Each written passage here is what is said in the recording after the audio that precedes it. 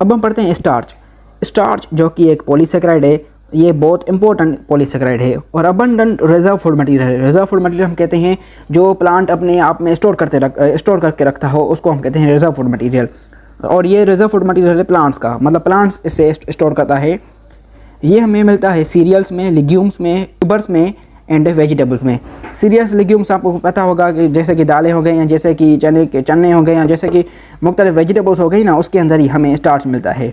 और ये बनता है, ये बना हुआ होता है ग्लूकोज मॉलिक्यूल से। मतलब ग्लूकोज मॉलिक्यूल बहुत ज़्यादा जब आपस में मिलते हैं ना, तो ये बनता है स्टार्च। इसके अंदर दो चेन्स होती हैं, मेनली दो चेन्स होती हैं। वो चेन्स, एक चेन होती है स्ट्रेट चेन जिसको हम कहते हैं अमाइलोज, और दूसरी चेन होती है ब्रांच्ड चेन जिसको हम कहते हैं अमाइलोपेक्टिन। जो स्ट्रेट चेन है ना, वो हॉट वाटर यानी कि गर्म पानी में सोल्यूबल होती है। जो अमाइलोपेक्टिन है ना, जो ब्रांच चेन है, वो इनसोल्यूबल होती है, वो पानी में हल नहीं होती, चाहे वो पानी गर्म हो या चाहे वो पानी ठंडा हो। It gives blue colour to iodine. अगर हम इसको आयोडीन के साथ मिला देंगे तो जो हमें कलर मिलेगा ना, वो होगा ब्लू कलर। कैसे, मैं आपको बताता हूँ, एक मिनट।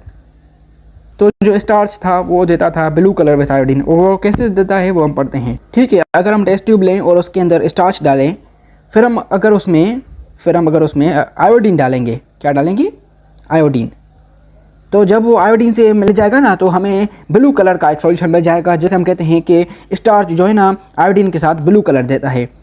ठीक है, और यहाँ आप देख सकते हैं जो है ना, यहाँ आप देख सकते हैं अमाइलोज। अमाइलोज एक स्ट्रेट चेन है जो मौजूद होती है स्टार्च में। अमाइलोज एक स्ट्रेट चेन है जो मौजूद होती है स्टार्च में। स्ट्रेट चेन कैसे, जैसे कि ये एक ग्लूकोज मॉलिक्यूल हो गया, ये एक ग्लूकोज मॉलिक्यूल हो गया, ये एक हो गया, ये एक हो गया, ये ऐसे ही बहुत सारे ग्लूकोज मॉलिक्यूल आपस में मिलकर एक स्ट्रेट चेन बनाते हैं जिसको हम कहते हैं अमाइलोज। और ये अमाइलोज मौजूद होती है स्ट्रेट चेन स्टार्च के अंदर। ठीक है, और दूसरी चेन होती है अमाइलोपेक्टिन, वो नीचे दिखाई गई है।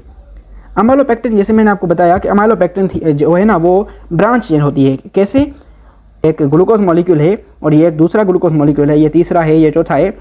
देखेंगे ना, तीसरे के बाद ये एक ब्रांच शुरू होती है। यहाँ हम कह सकते हैं कि इसके अंदर ब्रांच मौजूद होती है। इसी वजह से कहते हैं ना, अमाइलोपेक्टिन है ना, वो ब्रांच चेन है, और ये दोनों मौजूद होती हैं स्टार्च के अंदर। ठीक है, यानी स्टार्च के अंदर दोनों चेन्स मौजूद होती है। एक होती है स्ट्रेट चेन जिसको हम कहते हैं अमाइलोज, और दूसरी होती है ब्रांच चेन जिसको हम कहते हैं अमाइलोपेक्टिन। और ठीक है ना, ये ब्लू कलर देता है आयोडीन के साथ। अगर हम इसको आयोडीन के साथ मिलाएंगे तो ये हमें ब्लू कलर देगा। ग्लाइकोजन भी एक पॉलीमर है, मतलब, और ग्लूकोज जब मिल जाते हैं ना, तो हमें भी फिर ग्लाइकोजन मिलता है। इसकी जो मॉलिक्यूलर स्ट्रक्चर है ना, वो स्टार्च के साथ सिमिलर है। वो मिलता था हमें प्लांट्स में, ये मिलता है हमें एनिमल में। ठीक है, इसलिए जो है ना, ग्लाइकोजन एक रिजर्व फूड मटेरियल है फॉर एनिमल। ये एनिमल में मौजूद होता है, इसलिए हम इसको कहते हैं एनिमल स्टार्च। ठीक है, वो था प्लांट स्टार्च जिसको हम सिंपल स्टार्च ही कहते थे, और इसको हम कहते हैं एनिमल स्टार्च। बैक्टीरिया में मौजूद होता है, या ये फंजाई में मौजूद होता है, और ये एनिमल्स में मौजूद होता है। एनिमल्स में ये दो जगहों पर मौजूद होता है, वो है लिवर एंड मसल्स। ठीक है, बहुत ज़्यादा अमाउंट में ये दो जगहों पर मौजूद होता है, वो है लिवर एंड मसल। और ये जो है ना, जब आयोडीन से मिल जाता है तो हमें रेड कलर मिलता है। इससे हम टेस्ट भी कर सकते हैं। अगर हम एक टेस्ट ट्यूब में स्टार्च लें और दूसरे टेस्ट ट्यूब में हम अगर ग्लाइकोजन लें, और दोनों टेस्ट ट्यूब के अंदर हम आयोडीन डाल दें, तो एक टेस्ट ट्यूब का कलर हो जाएगा ब्लू और दूसरी टेस्ट ट्यूब का कलर हो जाएगा रेड। जिस टेस्ट ट्यूब का कलर ब्लू हो जाएगा वो हम कह सकते हैं कि उसके अंदर मौजूद है स्टार्च, और जिस टेस्ट ट्यूब का कलर रेड हो जाएगा तो वह हम कह सकते हैं उसके अंदर था ग्लाइकोजन। तीसरा टाइप पॉलीसेकेराइड का वो है सेल्यूलोज। सेल्यूलोज भी एक पॉलीमर है ग्लूकोज का, और सेल्यूलोज एक मोस्ट अबंडेंट कार्बोहाइड्रेट है। बहुत ज़्यादा पाया जाने वाला कार्बोहाइड्रेट अगर आपको पता हो या अगर आपको नहीं पता, तो वो है सेल्यूलोज, जो हमें बहुत ज़्यादा अमाउंट में मिलता है नेचर में। ठीक है, इसलिए हम कहते हैं most abundant carbohydrate found in nature, ये सेल्यूलोज है। ये हाईली इनसोल्यूबल वाटर है, ये वाटर में कभी भी हल नहीं होता, वाटर में इनसोल्यूबल होता है, और ये कभी भी जो है ना डाइजेस्ट ह्यूमन बॉडी नहीं कर सकती। अगर हम सेल्यूलोज की चीज़ें हम खाएंगे तो वापस ही सेल्यूलोज वो हमारी बॉडी से निकल जाएगा, और क्योंकि हमारे अंदर ऐसे एंजाइम्स नहीं मौजूद होते हैं जो इसको हम ब्रेक डाउन कर सकें, इसलिए ये जो है ना ह्यूमन बॉडी में डाइजेस्ट नहीं होता। In cellulose the glucose units are joined in straight chain. Cellulose के अंदर जो ग्लूकोज यूनिट्स हैं ना, वो स्ट्रेट चेन में मिलकर बनते हैं, और इसके अंदर कोई भी ब्रांच मौजूद नहीं होती। जैसे कि हमने पढ़ा, स्टार्च में ब्रांच मौजूद थी जिसको हम कहते थे अमाइलोपेक्टिन, और इसके अंदर कोई भी ब्रांच नहीं होती है। इसके अंदर सिर्फ एक ही चेन होती है, वो है स्ट्रेट चेन। ठीक है, ये स्ट्रेट चेन कॉइल होती है, मतलब ऐसे कि अगर ये सीधी स्ट्रेट चेन है, वो बाद में ये ऐसे कॉइल होती है, और ये कॉयल होकर कंडेंस होती है, फिर बाद में बहुत ज़्यादा कॉयल होती है, इससे बनता है ट्यूब्स। ये ट्यूब्स बनाती है, जैसे कि आप देख सकते हैं ना, ये ट्यूब्स बनाती है, ये एक ट्यूब है, ठीक है। सेल्यूलोज के ट्यूब्स जो है ना वो बाद में प्लांट की सेल वॉल को बनाते हैं। जब ये ट्यूब्स अरेंजमेंट में आता है ना, जिसको हम कहते हैं क्रिस क्रॉस अरेंजमेंट, ऐसे अरेंजमेंट होती है जो यहाँ दिखाई गई है, ऐसे अरेंजमेंट में जब अगर ट्यूब्स आ जाएंगे ना तो वो बाद में सेल्यूलोज जो है ना प्लांट की सेल वॉल बनाता है। इसलिए हम कहते हैं जो सेल्यूलोज मौजूद होता है ना वो प्लांट की सेल वॉल में मौजूद होता है। सेल्यूलोज कोई भी कलर नहीं देता आयोडीन में, जब हम इसको आयोडीन के साथ रिएक्ट कराएंगे ना तो हमें कोई भी कलर नहीं मिलेगा, ठीक है। अच्छा, तो अब हम पढ़ते हैं last and fourth type of polysaccharide जो है चाइटिन। चाइटिन का जो मॉलिक्यूलर फार्मूला कह लो या ये कह लो सिंपल फार्मूला जो होता है ना वो होता है C8H13 oxygen 5 nitrogen bracket N का मतलब होता है ये बहुत ज़्यादा अमाउंट में ऐसे ही जो है ना सेक्राइड्स या मोनोसेक्राइड्स या मोनोमर्स कह लो, ये ऐसे ही मोनोमर्स बहुत ज़्यादा तादाद में मौजूद होते हैं चाइटिन में। चाइटिन एक लॉन्ग चेन पॉलीमर है। पॉलीमर मतलब ये सिंपल यूनिट से बनता है जिसको मोनोसेक्राइड्स कहते हैं, और इनके अंदर एक ग्रुप मौजूद होता है जिसको हम कहते हैं एन एसिडाइल ग्रुप, जो यहाँ दिखाया गया है an acetyl group. And an acetyl group glucose के साथ मिला हुआ होता है, इसलिए हम कहते हैं एन एसिडाइल ग्लूकोसामाइन। ग्लूकोज मतलब जो ग्लूकोज यूनिट्स है ना उसके साथ ये एन एसिडाइल ग्रुप मिला हुआ होता है, इसलिए हम कहते हैं ग्लूकोसामाइन, ठीक है। यहाँ हम देख सकते हैं, यहाँ बताया गया है, देखो ग्लूकोसामाइन, जब ये ग्लूकोज एन एसिडाइल ग्रुप के साथ अटैच हो तो हम उसको कहते हैं glucosamine. The structure of chitin is similar to cellulose. ये जो चाइटिन की स्ट्रक्चर होती है ना वो सेल्यूलोज के साथ मिलती जुलती है, इसके जैसी होती है। ये भी एक क्रिस्टलाइन नैनो फाइबर्स, ये भी एक फाइबर्स बनाता है, या जैसे कि हमने पढ़ा सेल्यूलोज एक ट्यूब्स बनाता था, या जैसे कि हम फाइबर बनाता था, ये भी एक नैनो फाइबर्स बनाता है। पर जो ये फंक्शन करता है ना वो केराटिन प्रोटीन की तरह करता है, मतलब इसका फंक्शन जो है ना केराटिन प्रोटीन जैसा है इसका जो फंक्शन है।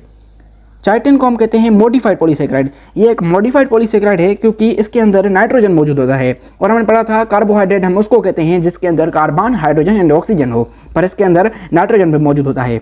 और नाइट्रोजन मौजूद होने के कारण ये जो है ना हाइड्रोजन बॉन्डिंग की फॉर्मेशन कर सकता है, फॉर्मेशन के कारण इसकी जो है ना स्ट्रेंथ बढ़ जाती है, ठीक है। यहाँ बताया गया है जब जो चाइटिन है ना वो प्योर फॉर्म में होता है, जब वो किसी के साथ मिला नहीं हुआ होता, जिसको हम अनमोडिफाइड फॉर्म कहते हैं, जब वो किसी के साथ नहीं मिला हुआ होता तो वो चाइटिन जो है ना वो ट्रांसल्यूसेंट होता है, प्लायबल होता है, रेजिलिएंट होता है और टफ होता है। ये जो है ना बहुत सख्त होता है और बहुत जो है ना स्ट्रेंथ उसकी बहुत ज़्यादा होती है, और ये आर्थ्रोपोड्स में मौजूद होता है। आर्थ्रोपोड्स हम कहते हैं इंसेक्ट्स को, ठीक है। और ये जो हम देखते हैं ना नेचर में ये मोस्टली मॉडिफाइड फॉर्म के अंदर मिलता है, जब ये मिलता है proteinaceous matrix form exoskeleton of insects. ये जो इंसेक्ट्स के एक्सोस्केलेटन होता है ना, जो आउटर स्केलेटन होता है इंसेक्ट्स का, उसके अंदर ये प्रोटीन के साथ मिला हुआ होता है, और ये कैल्शियम कार्बोनेट्स के साथ मिला हुआ होता है किसके अंदर, मोलस्कास के शेल के अंदर। मोलस्कास भी एक ग्रुप ऑफ इंसेक्ट्स की लो उनके अंदर मौजूद होता है, और उनके जो आउटर शेल है ना उसके अंदर मौजूद होता है कैल्शियम कार्बोनेट के साथ मिलकर ये मौजूद होता है। क्रोस्टाशियंस के अंदर मौजूद होता है, और ये जो जब मिला हुआ होता है ना वो बहुत ज़्यादा सख्त होता है, बहुत ज़्यादा टफ होता है उस चाइटिन से जब वो किसी के साथ मिला नहीं हुआ होता, ठीक है। और जब ये मिला हुआ होता है ना किसी चीज़ के साथ, या ये कह लो कैल्शियम कार्बोनेट के साथ या प्रोटीन के साथ, जब तो ये बहुत सख्त बन जाता है एज़ कम्पेयर टू जब वो किसी के साथ नहीं मिला हुआ होता। अच्छा, तो अब हमारा कार्बोहाइड्रेट का लास्ट टॉपिक है, वो है stereoisomers in carbohydrates and its role in artificial sweetness. Stereoisomers मतलब जो मॉलिक्यूल्स एक दूसरे की मिरर इमेजेस हो, अगर हम उसको मिरर के सामने रखेंगे तो वो अपनी मिरर इमेजेस हो जाएंगी, मतलब ये जो है ना अपने आप से मैच करेंगी, पर उनके अंदर थोड़ा हल्का सा डिफरेंस होगा जो हमें देख सकते हैं यहाँ पर। अच्छा, तो यहाँ आप देख सकते हैं ये ग्लूकोज का मॉलिक्यूल है और ये एक दूसरा ग्लूकोज का मॉलिक्यूल है। ये यहाँ लिखा हुआ है डी ग्लूकोज और यहाँ लिखा हुआ है L glucose. D glucose L glucose ये एक जो है ना केमिस्ट्री के टर्म्स है डी एंड एल। डी को हम कहते हैं डेक्स्ट्रो रोटेटरी एंड एल को हम कहते हैं लेवो रोटेटरी। ये आपके काम का नहीं है पर मैं आपको बता देता हूँ। डी ग्लूकोज का दूसरा नाम है राइट हैंडेड शुगर और एल ग्लूकोज को हम कहते हैं left handed sugar. Right handed sugar D glucose को हम इसलिए कहते हैं क्योंकि इनके अंदर जो ये OH ग्रुप है ना वो राइट साइड पर मौजूद होता है, और एल ग्लूकोज हम इसे जो है ना ऐसे इसलिए कहते हैं क्योंकि इनके अंदर जो OH ग्रुप है ना वो लेफ्ट साइड पर मौजूद होता है। अच्छा, तो हमारी बॉडी के अंदर जो शुगर्स होते हैं ना वो होती है right handed sugar. The taste of right handed sugar and left handed sugar are same. जो दोनों का टेस्ट होता है ना राइट हैंडेड शुगर या लेफ्ट हैंडेड शुगर का, वो दोनों का सेम होता है। प्रोटीन्स यानी कि एंजाइम्स जो हमारे मौजूद होते हैं बॉडी के अंदर वो होती है राइट हैंडेड शुगर, वो लेफ्ट हैंडेड शुगर भी हो सकती हैं, पर वो हमारे बॉडी के अंदर सिर्फ राइट हैंडेड शुगर होती है। जो एंजाइम्स हमारे बॉडी में अंदर मौजूद होती हैं वो होती है राइट हैंडेड, इसलिए राइट हैंडेड एंजाइम जो है ना वो राइट हैंडेड शुगर को ही ब्रेक डाउन कर सकते हैं। और ये जो है ना राइट हैंडेड एंजाइम्स वो लेफ्ट हैंडेड शुगर को ब्रेक डाउन नहीं कर सकते। ये जो शुगर से ना उनका मास एंड जो टेस्ट है ना वो भी सेम होती है, पर इनके अंदर कैलोरी ज़ीरो होती है।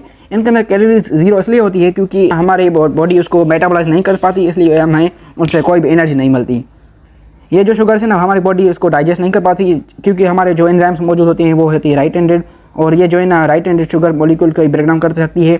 लेफ्ट हैंडेड शुगर जो है ना इसके साथ रिएक्शन नहीं करता, इसी वजह से हमें कोई भी एनर्जी नहीं मिलती और इसकी शुगर की ब्रेक डाउन नहीं होती और वो निकल जाती है ऐसे ही, कोई भी उसकी ब्रेक डाउन नहीं होती, इसी वजह से हमें कोई भी कैलोरी नहीं मिलती, पर उसकी जो टेस्ट है ना वो सेम ही होती है। ठीक है, अच्छा तो ये था हमारा कार्बोहाइड्रेट्स का लेक्चर।